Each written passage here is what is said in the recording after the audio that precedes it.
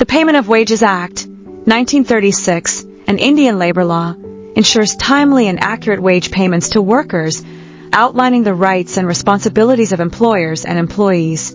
Purpose of the Act. The main goals of the Act are to regulate the payment of wages to certain classes of employed persons, to ensure that wages are paid on time and in full, to prevent unauthorized and unfair deductions from wages. Applicability. The Act applies throughout India. It covers employed persons earning not more than 24,000 Indian rupees per month. It was initially applicable to workers in factories, railways, industrial establishments, and other specified sectors, but may be extended to other areas by government notification. The term employee includes those doing manual, skilled, unskilled, technical, clerical, or supervisory work. Definition of wages.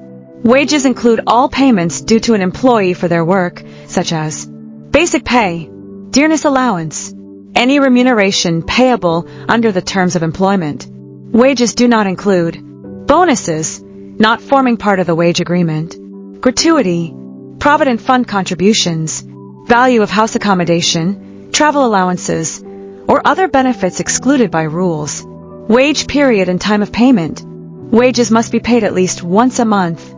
For establishments with less than 1,000 workers, wages must be paid before the 7th day of the following month. For establishments with 1,000 or more workers, payment must be made before the 10th day. On termination of employment, resignation, dismissal, etc., wages must be paid within 2 working days. Mode of payment. Wages must be paid in current coin, currency notes, or by check. Employers can also deposit wages directly into the employee's bank account. Payment in kind, e.g., goods or services, is not permitted unless authorized by the government. Limit on deductions. Total deductions cannot exceed 50% of wages in any wage period. In some cases, like cooperative society payments, up to 75% may be deducted with prior approval. Fines. Fines can only be imposed for acts listed in advance and approved by the appropriate authority. The maximum fine in any wage period must not exceed 3% of wages. Fines must be recorded in a register. Employees must be given an opportunity to explain before any fine is imposed. Fines must be deducted within 90 days of the offense. Fines collected must be used for the welfare of employees. Advance and loan recovery. Employers may give advances or loans to employees, but must clearly record the terms of recovery. Recovery must not be harsh or affect the employee's livelihood. Deductions for repayment of loans or advances must follow proper authorization and should not exceed prescribed limits. Maintenance of records. Employers must maintain accurate and up-to-date records, including Register of Wages, Register of Fines, Register of Deductions, Register of Advances, Muster Roll, Attendance Register. These records should be retained for inspection for the time prescribed under applicable rules. Authorized deductions. Only specific deductions are allowed from wages.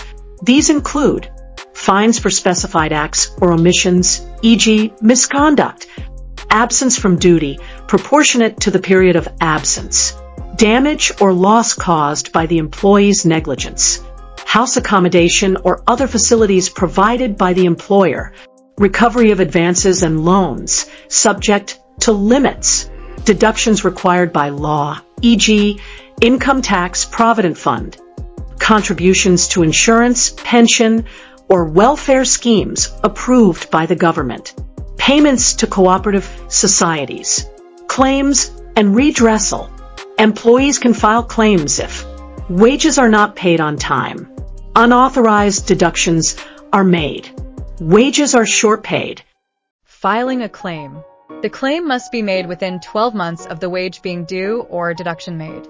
Claims can be filed by the employee, a legal representative, a trade union official, or an inspector. The appointed authority will investigate the matter and pass an order. Compensation. The authority can direct payment of the unpaid wages or reimbursement of the deducted amount. Compensation of up to 10 times the deducted amount or up to a maximum of 3,000 Indian rupees may be awarded.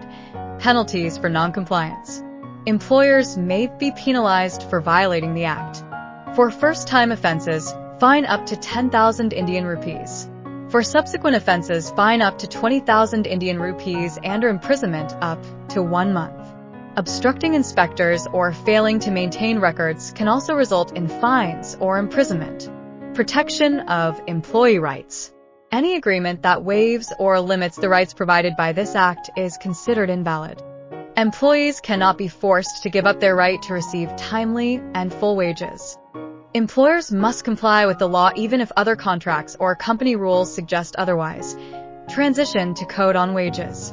The Code on Wages, 2019, has been enacted to consolidate multiple wage-related laws, including the Payment of Wages Act. Once the new code is fully implemented, it will replace this act and provide a unified framework for wage regulation in India. Conclusion. The Payment of Wages Act, 1936 ensures prompt and fair payment of wages to workers. It protects employees' rights while setting clear employer obligations.